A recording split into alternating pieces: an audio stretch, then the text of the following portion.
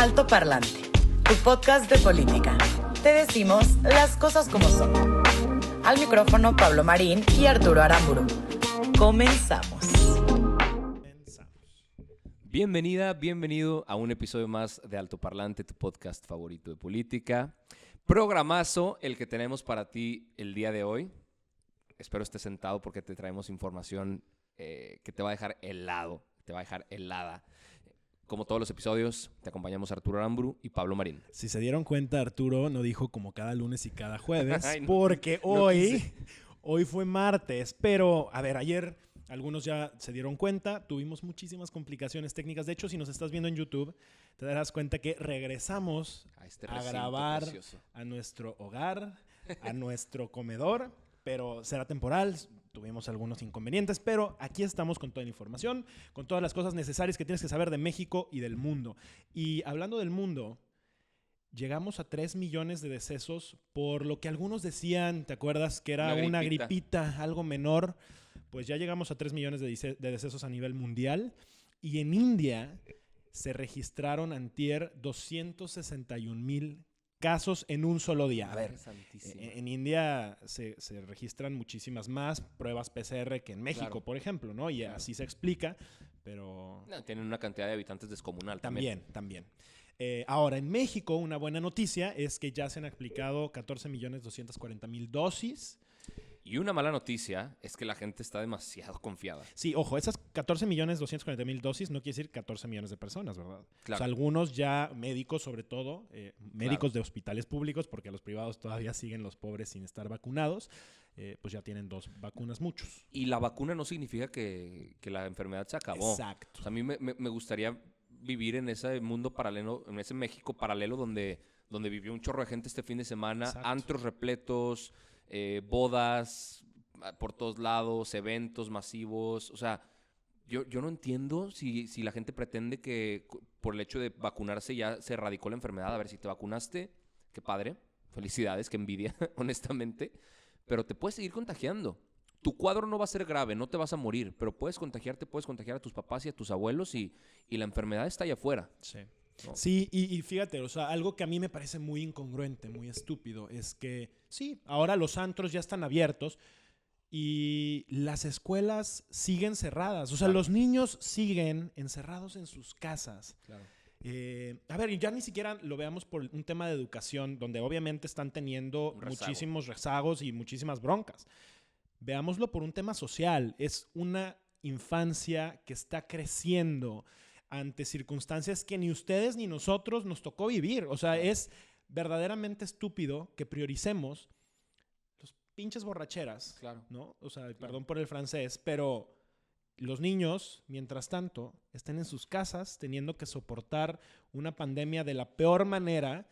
Y pues bueno, ojalá que los gobiernos, que las personas, que los ciudadanos seamos mucho más conscientes y entendamos que hay prioridades. Y las prioridades son siempre antes la educación y temas de acceso universal a cosas básicas antes que salir adelante. Totalmente de acuerdo. Ahora, como actualización del episodio pasado, que publicamos por ahí un par de clips en Instagram y se compartieron mucho, a la gente le llamó mucho la atención el tema y qué padre que esos temas estén en la conversación.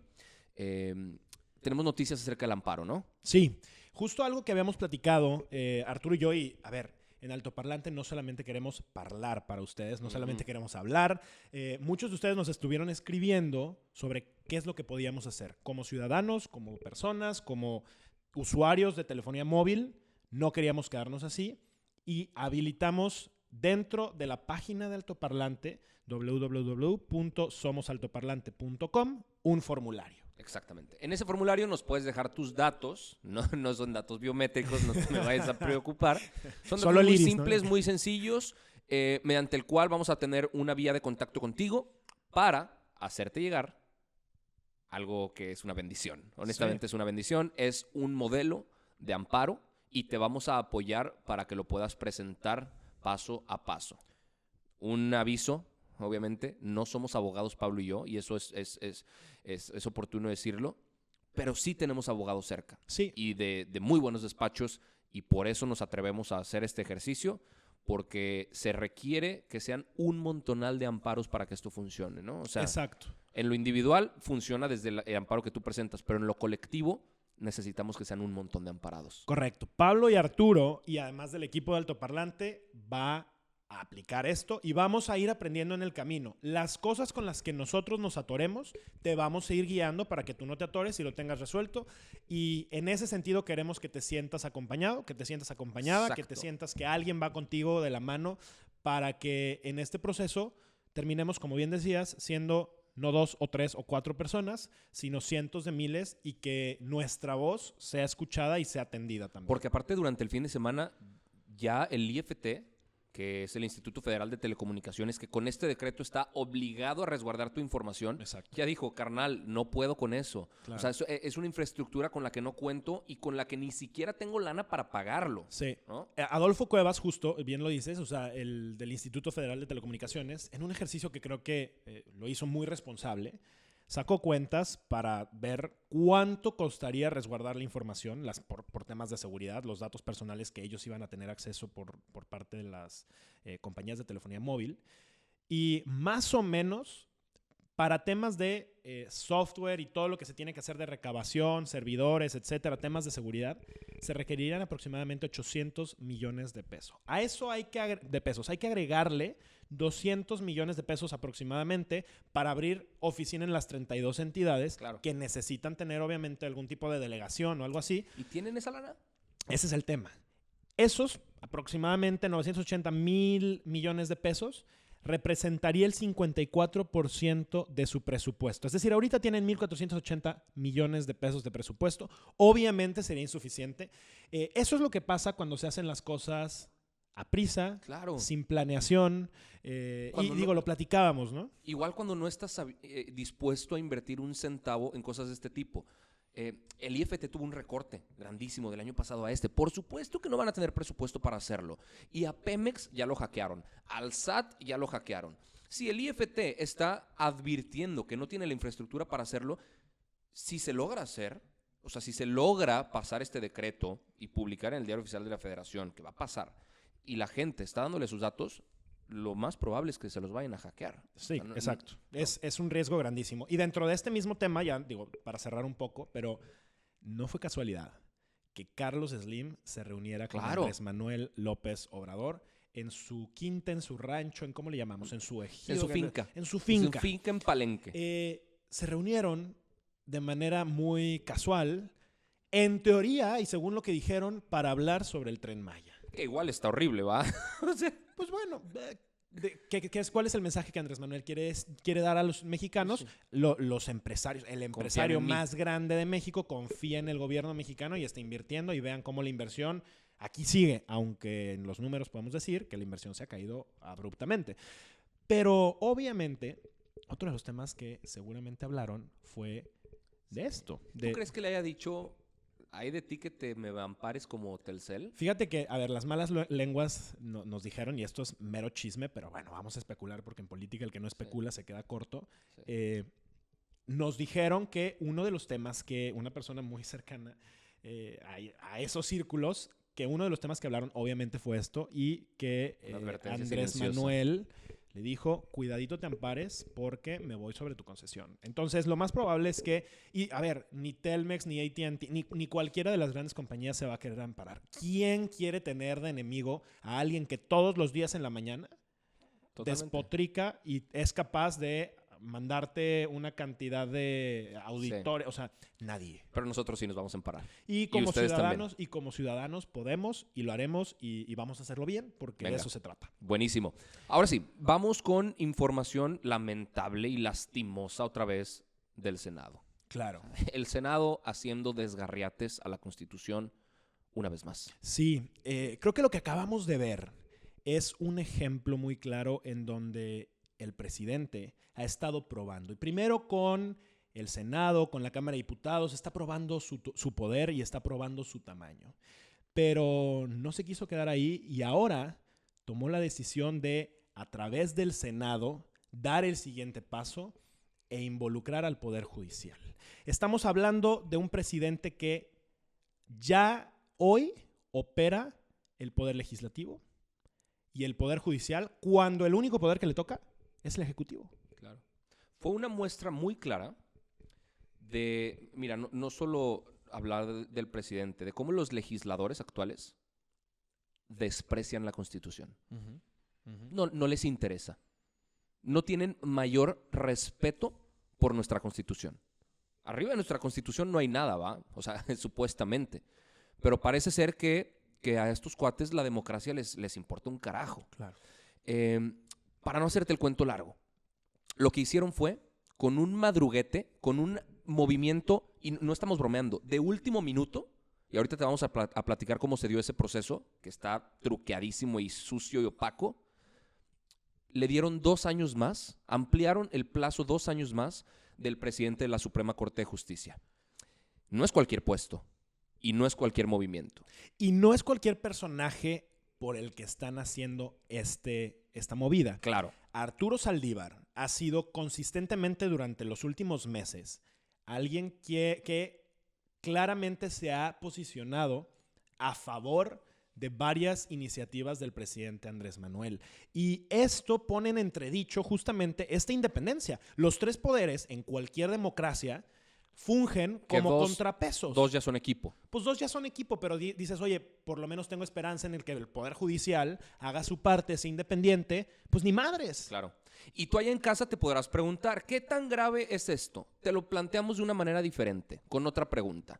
Si estos cuates fueron capaces, a través de un transitorio, que es un artículo que es como una subviñeta adentro de la ley. Güey, para los que no sabemos de leyes, es como el tag, o sea, la subviñeta. O sea, está ahí enterrado. Que es casi invisible y que nadie lee. Exacto. Y así la pusieron. Si con un transitorio fueron capaces de ampliar el mandato del presidente de la Suprema Corte de Justicia 2 años, ¿qué los va a evitar de ampliar el mandato del presidente 6 años más? Exacto. De una forma muy parecida. Claro. Esa es la verdadera pregunta. Ahora, consecuencias de que esto suceda, pues son varias. Doblegas al Poder Judicial, ya lo dijiste, el Poder Judicial ya no significa nada porque está completamente del lado del presidente. Controlas la Suprema Corte de Justicia y la llenas de tus cuates. ¿Qué quiere decir esto? Que si en algún momento tú estás intentando pasar una ley que es completamente inconstitucional, pues ¿qué va a decir la Corte? No, pues es que sí es constitucional. Es decir, o sea, la inconstitucional vale un bledo, güey. Es decir, son capaces de legalizar lo ilegal. Exacto. Es que eso es una estupidez. Es que eso solamente lo ves en países, híjole, exacto, deplorables, sí. ¿no? Y al final del día es gobernar sin ningún contrapeso. Es gobernar por sus intereses, por su beneficio, y nos deja pues parcialmente en indefensión, ¿no? A todos los ciudadanos. Y digo parcialmente porque afortunadamente esto al día de hoy, o sea, en el momento en el que estamos grabando esto, hoy martes, todavía no es ley. Ya se votó en la de senadores, hoy se va a votar en la Cámara de Diputados y Arturo Saldívar no ha dicho nada al respecto, ¿no? Nada. Hubo ahí un comunicado del Consejo de la Judicatura. Sí, básicamente dijeron que se van a esperar a que esto termine todo su proceso para hacer un comunicado. Sí. Mira, algo que a mí me llamó mucho la atención fue un comentario que hizo José Miguel Vivanco, que es director de Human Rights Watch para América, y dijo, yo veo aquí una alerta muy clara si se le da un voto más al Consejo de la Judicatura Federal. Porque el presidente ya tiene mayoría en las cámaras y con un voto más, que es lo que acaba de pasar, en automático se incrementa el riesgo para el país, pues se podría nombrar y remover jueces a diestra y siniestra. Platícale a la gente que hace el Consejo de la Judicatura. El Consejo de la Judicatura Federal básicamente lo que hace es nombrar, designar y remover a los jueces de diferente orden, pero si los jueces son las personas que emiten castigos, emiten juicios para quien no está cumpliendo las cosas y ahora van a poder ser nombrados o quitados según le convenga al partido que está en el poder, ¿en quién diablos podemos confiar? Por supuesto. Y obviamente algo que en este momento creo que está en juego y lo que tenemos que dejar muy claro es que la bolita está del lado de la cancha de Arturo Saldívar. Arturo Saldívar tiene la oportunidad... Bueno, y de los diputados hoy. Bueno, de los diputados que ya sabemos lo que va a pasar porque están más que controlados.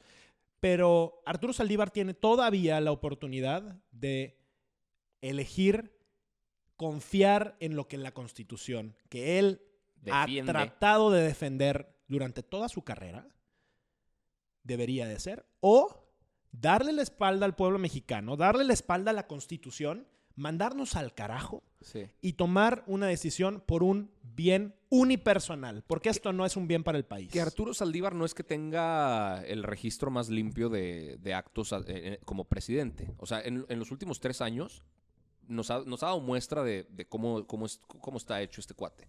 O sea, por ejemplo, dentro de la Corte impulsó el tema del juicio a expresidentes, ha parado una cantidad de acciones de inconstitucionalidad sobre leyes de Andrés Manuel y están ahí estancadas dentro de la Corte, apoyó el tema de Santa Lucía y les quitó las suspensiones y demás. Entonces, sabemos de qué lado está, ¿no? Ahora, a ver, si él considera que eso es lo correcto, se vale, porque al final son intérpretes o sea, ellos interpretan la ley, ¿no? Sí. Pero la ley es muy clara. Y Sí. tienes tú exactamente lo que dice, ¿no? En el artículo 97 de la Constitución. Y no lo estoy parafraseando, está muy textual. muy claro. Cada 4 años el Pleno elegirá al presidente de la Suprema Corte de Justicia, el cual no podrá ser reelecto y su plazo no va a poder aumentarse. Tal cual. Entonces, Tal cual. no hay interpretación. O sea, o sea, cada es- 4 años y no va a poder reelegirse y su plazo tendrá que ser 4 años. Se acabó.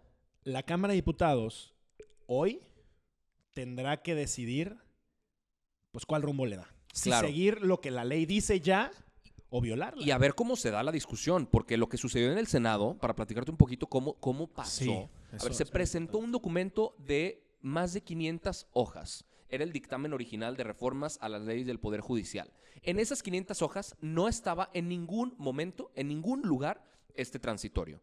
Faltando 20 minutos, y esto no es broma, faltando 20 minutos para la votación, agregaron el transitorio, lo agregó el senador Raúl Bolaños, Del Partido Verde, del ¿verdad? Partido Verde, con el argumento de que necesitamos tiempo para cumplir con la transformación y solo nosotros podemos encabezarla. Literal. Solo nosotros, o sea, Ajá. incluido el Pues Saldívar, ministro Saldívar. creo. Algunos senadores de oposición se les expulsó de la sesión porque la estaban haciendo virtual.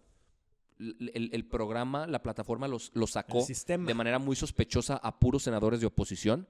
Se leyó en tribuna 2 minutos. Algo tan importante como esto se leyó 2 minutos y se votó.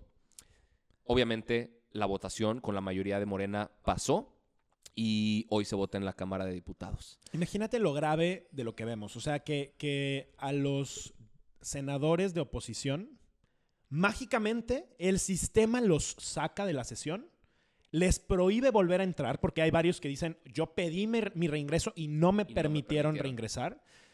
Y con eso Sí, votan, sí, se vota como ellos quieren, nos mandan a la fregada. claro. A ver, en el episodio pasado hablamos de un caso en el Senado y subimos unos clips ahí a Instagram y nos tiraron más de un comentario de estos claro. cuates alarmistas diciendo que Venezuela y que Exacto. las características y demás. Sí. A mí me preocupa que estamos pasando muy, muy rápido del nunca vamos a ser Venezuela hay similitudes con Fíjate, lo que pasó en Venezuela. ahora, ahí yo sí tengo, o sea, difiero un poquito, porque, a ver, México no es Venezuela y nunca va a ser Venezuela. México es México. Venezuela es Venezuela. Venezuela nunca va a ser Cuba. Cuba es Cuba, Venezuela es Venezuela, México es México. Pero quien no quiera ver el camino que están intentando tomar, que pida perdón después. Entiendo. O sea, y en ese sentido, creo que tienes razón. Hay fórmulas muy bien estudiadas, muy claras, que han funcionado y que son fáciles de replicar y que efectivamente se están replicando en México. No quiere decir que nos vamos a convertir en Venezuela o en Cuba. A ver, y para muchos decían es que Venezuela es completamente diferente. Sí, nada más acordémonos, digo, éramos niños cuando lo de Venezuela iniciaba, en el 98. Claro. Pero Venezuela era uno de los principales proveedores de petróleo, cuando el petróleo era lo máximo en el mundo para Estados Unidos. Entonces, si tú eres de los que cree que Estados Unidos no va a permitir que eso pase en México, pues Estados Unidos no iba a permitir que eso sucediera en Venezuela. Claro. Y pasó. Entonces, este tipo de cosas cambian así, poquito a poquito. Lo hemos dicho varias veces. Los derechos, las pierden de a libertades, poco. se pierden de a poco, sin darnos cuenta. Y pues que esto no sea un ejemplo más de cómo vamos perdiendo espacios en la vida democrática. Los del vamos a país. mantener al tanto. Los vamos a mantener al tanto desde Altoparlante y Y pues nada, vamos a pasar a otros temas porque se nos está Sí. yendo el programa. Tenemos que regresar al tema de las elecciones de Nuevo León. Es un temón. Y a ver, hablamos varias veces de las elecciones de Nuevo León, no por coincidencia. Son elecciones muy importantes para el país, en términos económicos, en términos incluso políticos. Lo que suceda en Nuevo León es Muy determinante. muy determinante para el resto del país. Y hay un candidato, Adrián de la Garza, que es el candidato Y por la PRD, coalición ¿no? Va Fuerte, PRI y PRD, que ya le gustó utilizar el papel de justiciero para, en unas conferencias de prensa que organiza, exhibir a través de videos. Que ahorita vamos a hablar de esos videos de dónde salen, ¿va? Exacto. Ahora utilizó ese espacio para mostrar un video de otro de los candidatos, de Samuel García. Samuel García seguramente lo ubicarán porque le mete un madrazo de lana en las redes sociales y porque su esposa es influencer y demás. Y en ese video aparece Samuel García al lado de unos personajes. Samuel García en ese video tenía 10 años, pero no es cualquier evento y no son cualquier personaje, no es cualquier personaje el que aparece con él. Ajá. Es un video justamente de la fiesta de 15 años del hijo de Gilberto El June Ok. García Mena, que era el líder del Cártel del Golfo. Ala. Hoy preso. Ya. Hoy él está preso en Tamaulipas. Bueno, más bien sus delitos se cometieron en Tamaulipas y hoy está en prisión. Ujú. Ahora, algo que llama mucho la atención y que pone en duda muchas cosas es que Samuel García reiteradamente dijo que la última vez que lo había visto era cuando él tenía 2 años. Sí, dijo muy claramente que él tomaba biberón. Espero que no hubiera sido un niño de 10 años tomando biberón. Digo, cada quien, no juzgo. Pero evidentemente hubo una mentira. Hubo una mentira en lo que dijo. No tenía 3 años, no tenía 2 años. Tenía 10 años. Independientemente de eso, Acompañado de sus papás. quizá él no tenía del todo la conciencia de dónde estaba, pero sus papás sí. Y sus papás no solamente la tenían entonces, sino el día de hoy La siguen saben teniendo. dónde estuvieron. Exacto.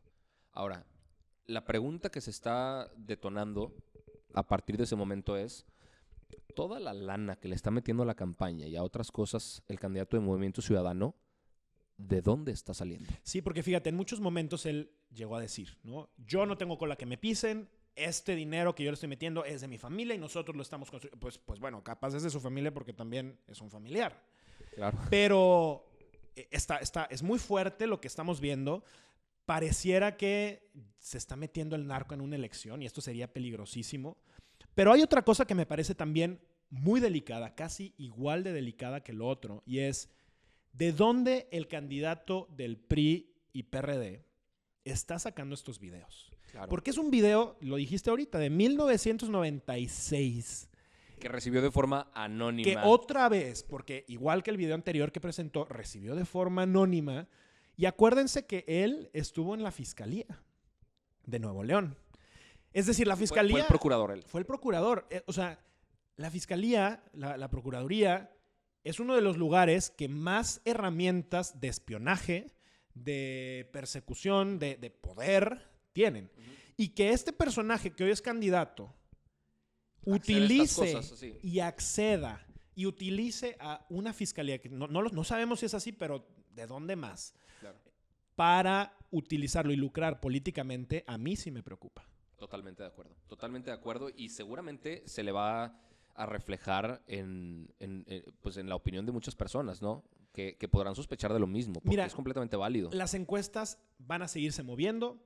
Las elecciones se van a seguir moviendo. Esa es la realidad. Estamos ante circunstancias que nadie podemos predecir porque es la primera vez que tenemos una elección donde parte de la campaña es virtual y entonces se utilizan este tipo de estrategias como sacar videos, como generar difamación, como hacer campañas negativas, o sea, mucho más fuerte e invirtiéndole mucho más dinero. Entonces vamos a ver cómo evoluciona, pero obviamente toda esta información te la vamos a traer aquí en Altoparlante. Por supuesto que también vamos a hablar de los demás estados, lo que vaya pasando a lo largo y ancho del país y alrededor del mundo.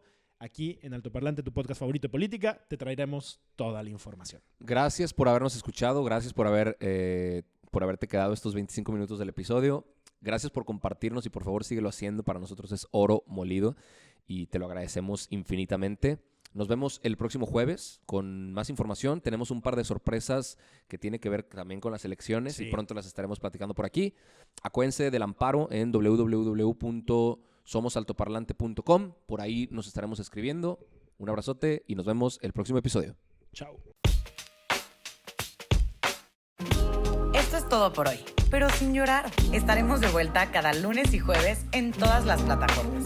Si crees que alguien necesita entender las cosas como son, compártele este capítulo. ¡Nos vemos!